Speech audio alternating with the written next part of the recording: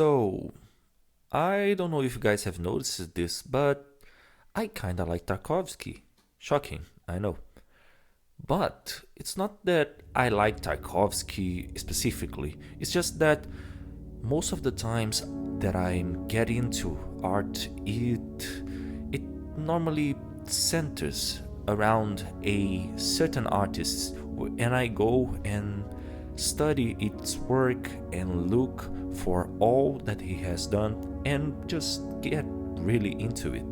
And I did that with Tarkovsky because he had a very small filmography for such a groundbreaking director. And as a result, I made the videos on the channel. And I want to end this exploration with Tarkovsky as a theme today. And how I'm going to do this? By doing the dumbest thing possible, a tier list. And guide, yes, I am going to go and do a tier list of every single movie Tarkovsky has ever made. That includes the shorts, the documentary, and of course the feature films. To do this tier list, I am going to use this template made by this guy or girl, so shout out to him or her. And I will be doing the rankings based on the single criteria of how much do I rate this movie. I know it will be controversial, people will say I'm mad, I'm wrong, and all of that, but hey, if you want to comment on it and say how much I'm wrong or if you agree or not, please do. I kinda like to see other opinions, and I know that the opinions I'm going to say are very specific, very specific indeed. We'll be going chronologically based on when the movie was made, and I will be dividing this list into 3 phases, which mirror Tarkovsky's life. The first one being the Russian film school phase, then the Soviet phase, and then the abroad phase. I will not only rank the movies, but I will also give commentary and a little bit of a guidance as to which movie I think it's best to be first watched, then last watch, and so on and so forth. If this is not clear enough by now, spoilers alert, because I am going to go pretty heavily on the plot on every movie, but if you watched my videos you already know my stance on this. Knowing the plot will not ruin your experience. And now, without further ado, let's get into the tier list. We kick off the tier list with the short movie The Killers, an adaptation of Ernest Hemingway's short story of the same name. And man, I wish I could say here that this movie is a perfect summary of Tarkovsky in a short movie, but that is simply not true. While the adaptation of a North American writer in the middle of the Cold War does show Tarkovsky's uncompromising way of dealing with his art, it's pretty clear that this is a student movie that he and his co-director Alexander Gordon were still learning. It is kinda groundbreaking to adapt a Yankee, something that needed a special authorization from the Soviet authorities, but the movie itself isn't anything special. I like how Tarkovsky already has an idea of special framing of shots, such as in this scene. There is also a psychological dimension to most characters, but nothing to the extent that we would see in his later works. Also, seeing Tarkovsky himself as an actor is quite unusual, but fun. All in all, an enjoyable short, and considering it is a student work, real nice. But when looking at the bigger picture of the filmography of Tarkovsky, it is not that good. As for the grading of The Killers in our tier list, I think it goes in okay, I guess. Nothing very special, but I wouldn't call it bad, so it is very fitting for this particular tier. Next up on our list we have the short film There Will Be No Leave Today, another short film from the film school era. And out of all of Tarkovsky's movies, this one is the one that feels the least like a Tarkovsky movie. There are a lot of cuts, plenty of use of soundtrack, and even an explosion. In fact, there are 2 explosions. In fact, there are many. It tells the story of how a Soviet city has discovered old World War II bombs buried in the building site of a new apartment complex, and so people must work together to remove it. This is once again a student movie, and the script, not done by Tarkovsky, demanded a lot of scenes, hence the big number of cuts, very unlike Tarkovsky. And yet, we can see some of Tarkovsky's traits starting to shine through. The scenes where the soldiers are removing the bombs is brilliant, and it would be so much better if it had silence in it. I guess I can see why Tarkovsky liked minimal soundtrack in his movies. It suits them better, his style, and his early works with composers always produced music that was too flashy in your face, for a lack of a better term. As for the grading, well, I would say that this movie is the movie that I like the least of Tarkovsky. And so I would put it in bad? No, in okay, I guess, because I truly believe there is no such thing as a bad Tarkovsky movie. This tier is here only to illustrate that. But the movie goes into okay, I guess, because the scene at the end, and especially the scene of the bomb removal, really does put it here. To close his university course and so to close the film school phase, Tarkovsky did the last of his short films. And finally we get to a movie that feels really like a Tarkovsky movie, and a good one at that. It tells the story of a young violin player named Sasha. He is very dedicated to his studies, but is bullied by the kids on the block as he is referred as the musician. The kids saying he's only good for that.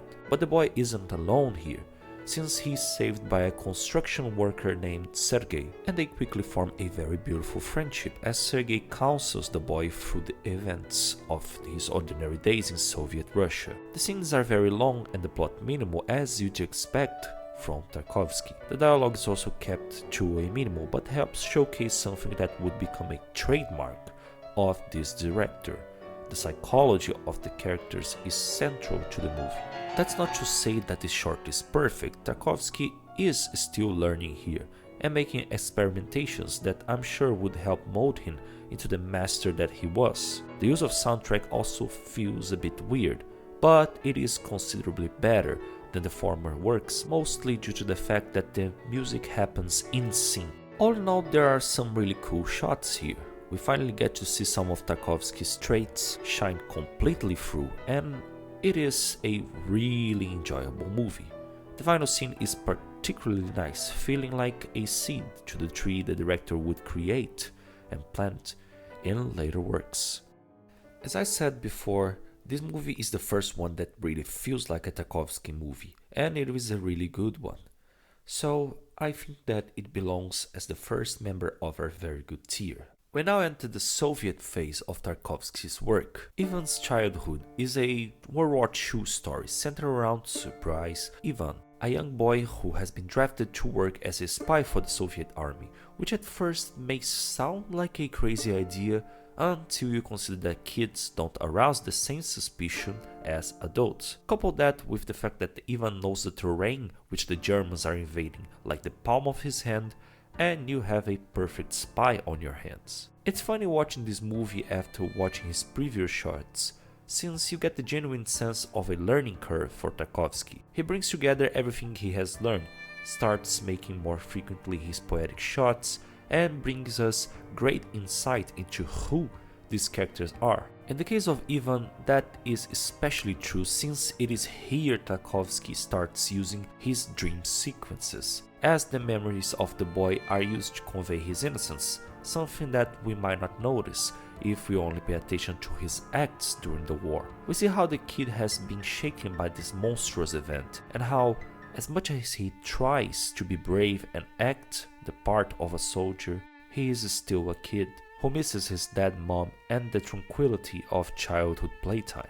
It is still not a masterpiece, as yet again the soundtrack feels a bit off, even if it is better than his previous works. At this point, I'm half convinced that the director was forced to work with a soundtrack composer due to the film school curricular demands or Soviet authorities' demands, and I guess that shaped his outlook on minimalist soundtrack for the future, which I believe is for the best. The other thing I want to put an asterisk on is the ending. While it is perfectly good and works wonders, I can't help but feel that it is a bit too rhetorical of an ending, something that may suit other directors but not Tarkovsky. I was debating with myself if I should put Ivan's childhood into magnificent or very good, but considering some of the movies that we'll be going through in the next parts of the video, I think that this movie lends itself very nicely into very good. At least that's how I see it. This is the first film of Tarkovsky that already has a dedicated video on this channel. If you want to know more, go check that one out. But anyways, I'll give you the basics. In 15th century Russia, the titular character Andrei Rublev is a famous iconography painter. He enjoys his work very much as he lives in an isolated monastery. That all changes when he is commissioned a work that requires him to travel to the other side of Russia. And it is like in life. You may have a vision of how the world is, and as long as you're safe and sound, you might easily get the feeling that yes, there are fucked up things in the world, but life is worth living. It is another thing entirely when you face firsthand the atrocities, contradictions and tragedies of humanity, and that happens to Andrei, which shakes his faith and artistic conviction to its core. He questions how God can allow this. He questions what's the point of his art if that he saw is humanity. And through these trials and tribulations, he eventually finds redemption. How he does that, I'm not spoiling in this video, I spoiled in the other. This movie is a big step up for Tarkovsky. He cuts the soundtrack to a minimum and puts a lot of poetic images that don't have a translation, are not metaphors, but that work very well. The aspect of his work that I enjoyed the most. Here we also have the first appearance of Anatoly Solonitsyn. I don't know if I pronounced that correctly. A superb actor who would appear in a lot of Tarkovsky's movies from now on. The director was such a fan of his work that dedicated an entire section of his book on cinema just to praise him. Also worth noticing that while not full of dream sequences, there kind of is one, which is one of the most beautiful scenes in Tarkovsky's career. The psychological aspect is also strong here, so much so that when Andrei makes a vow of silence, we can still get so much of how he feels, even without dialogue. As for the placing of Andrei Rublev in this tier list, I can say very certainly that it goes into magnificent. It is almost a masterpiece. The only reason I don't put it in the masterpiece category is because I've already seen the other movies in this list that I will put in this category. And although Andrei Rublev is very good, it is not as good as these other movies. Still, a magnificent movie it is. Solaris is a movie born out of two wishes from Tarkovsky. One, his desire to make a movie that would be more easily accepted by Soviet censorship, and two, to create a science fiction movie that solved his major issue with the genre. And I can safely say that he wasn't very successful in either attempt. Do not get me wrong, Solaris is still good. The adaptation of Stanislaus Lem's novel is very well done by the director, but yet it is impossible for me not to get the feeling that something is missing here. Firstly, the plot. Chris Kelvin is a psychologist who is called to the space station near the oceanic planet of Solaris. He's there to investigate strange phenomena that are being reported by the scientists that live in the station. And one of these supernatural phenomena strikes him as his wife, who is supposed to be dead, appears before him. The planet Solaris apparently granting the person's innermost desire and building it from the target's memories. And Chris has to contend with that situation throughout the movie. There are some big positives here. The acting is on point, and I especially like how Tarkovsky starts experimenting with different image colorations, but the dialogue is not as engaging as in other movies, and most of the images being shown lack the characteristic beauty of Tarkovsky's cinematography. Some of that may be due to Soviet censorship intervention, but I'm here to evaluate the finished work, not its production cycle. Tarkovsky's big beef with science fiction is that this genre tends to focus on the supernatural events that are common plot points in this kind of fiction, and as a result, end up making the human drama completely secondary. Although the director tries to bring this human dimension to his characters and succeeds to a certain degree, the aforementioned lack of beautiful cinematography and not so sharp dialogue makes this inner dimension of the characters less interesting and fulfilling than it should have been, something that he would achieve later in a movie that we'll come to shortly. I can't help but feel that this movie is kind of a step back for Tarkovsky. He tried to make it work, but it's only okay. I guess. It's not that we can't enjoy Solaris and that is bad, it certainly isn't, but it isn't on the level of the movies above it. I remember when I wanted to get into Tarkovsky, one of the first things I did was look for rankings of his movies to, get a gist of what was best and what wasn't so well regarded. And most of the lists had the same top 2 movies, Stalker and our current subject, Mirror. So naturally I wanted to start with what people generally consider the best. I went to watch Mirror, and in hindsight that was a mistake. Out of all the movies in this list, Mirror is by far the most confusing. It has a completely non-linear storytelling, skipping constantly between 3 different timelines and with dream/inner thought sequences in the middle. Not to mention that different characters share the same actor, with the timeline being the factor that determines which is which. So I would not recommend this to be the first Tarkovsky movie for you to watch. In fact, if this could be the last of his feature films that you watch, that would be ideal. Does that mean that this movie is bad? Not at all.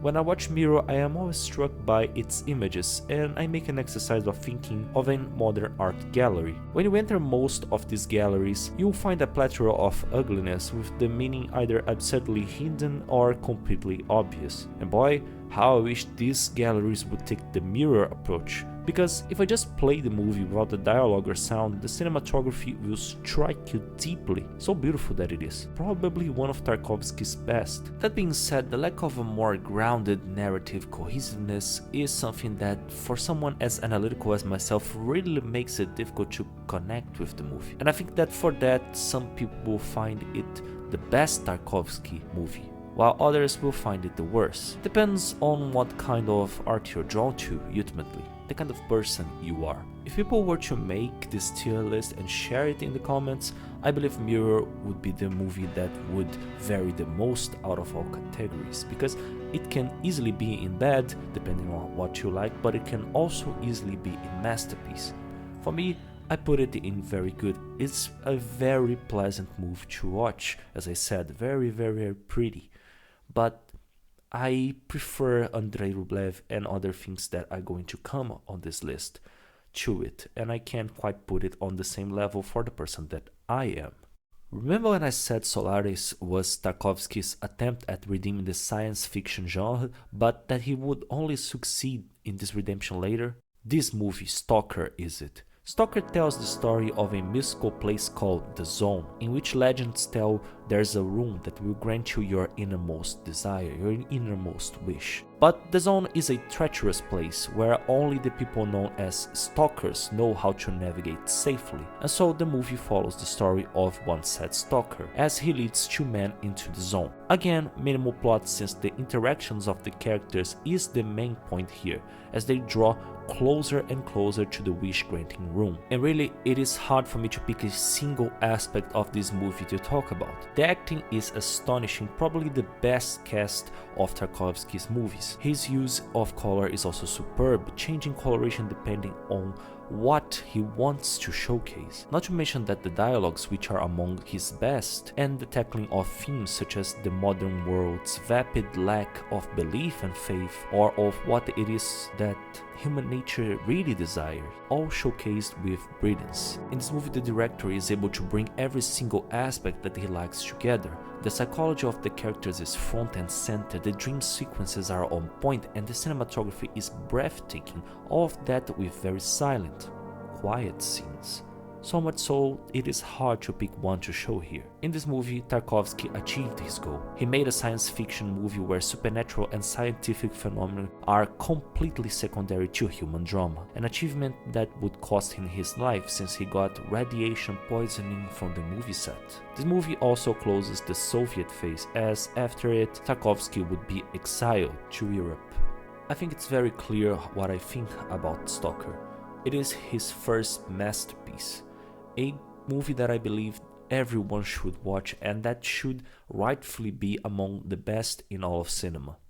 Let's start the foreign phase with this picture of Tarkovsky in a refugee camp in Italy. the country in which he would reside and shoot his next movie, Nostalghia. It is very amusing how this phase of Tarkovsky feels like a conclusion to his life, starting with the tackling of the sentiment of nostalgia for the homeland, in particular the kind of nostalgia that befalls Russians who are away from home, a feeling that Tarkovsky felt was very peculiar for Russians. This is fitting not only for the exiled Tarkovsky but also for the main character of Nostalgia, a Russian poet coincidentally named Andrei, who is in Italy researching for a book about a Russian musician of the 18th century, a violinist that felt so much nostalgia for Russia that ended up killing himself. The feeling of nostalgia is felt deeply by the writer, and I think that's the best aspect of the movie. It is rather easy to convey in dialogue how a character feels. The best ones do it subtly, sure, but a lot of the times they are just direct. But to portray a feeling through images and cinematography is other thing entirely, and that's what Tarkovsky achieves here. The deep sense of nostalgia permeates a lot of the movie frames. Not to say that's the only thing in it, Tarkovsky's beef with the modern world's lack of faith is still here, but the nostalgia is front and center. Also good to notice that the use of sound here is very on point, and the side characters are also great, making the psychology of the movie not remain solely with the protagonist. Lastly, it is kind of poetic that this movie would mix a foreign language with the Russian language. Tarkovsky is starting to let go of his motherland, at least in what his reason can allow him to, because as it is plain to see in this movie, he can't abandon it spiritually. As for the ranking of Nostalgia here in the tier list, I believe it goes into magnificent. It is on par with Andrei Rublev, albeit rather different, but still has that Tarkovsky quality that makes it so good. And I believe that movies on this phase, Nostalgia and the last one we'll talk about, are the best for people to start on, because they are rather easy to get, and so it's a good introduction to Tarkovsky's particular language. Now I pass to this very short documentary, if you can call it that, by the director, Voyage in Time. Made in Italy as well, this 1-hour picture is a visual distillation of Tarkovsky's philosophy on filmmaking, something he would register in more detail in his book Sculpting in Time, which, if you love Tarkovsky, you should totally read. It isn't quite like a video commentary on his past movies, but more of a collection of imagery that captures what the director feels is cinema, intercut by some general comment on art, poetry, and cinema by Tarkovsky. To the person watching it for the first time and expecting explanations and descriptions, this might prove a frustrating experience. But if you allow yourself to receive what Tarkovsky is giving you, all of his movies will get clearer, and so you will be able to appreciate it more, even if sometimes you feel like there's no connection that can be made with what he is showcasing. I think Voyage in Time is a solid pick for very good. It is a documentary. It isn't quite on the level of his feature films, but it isn't also something that I would consider just okay. If you really like him, this will show you a lot of what Tarkovsky is.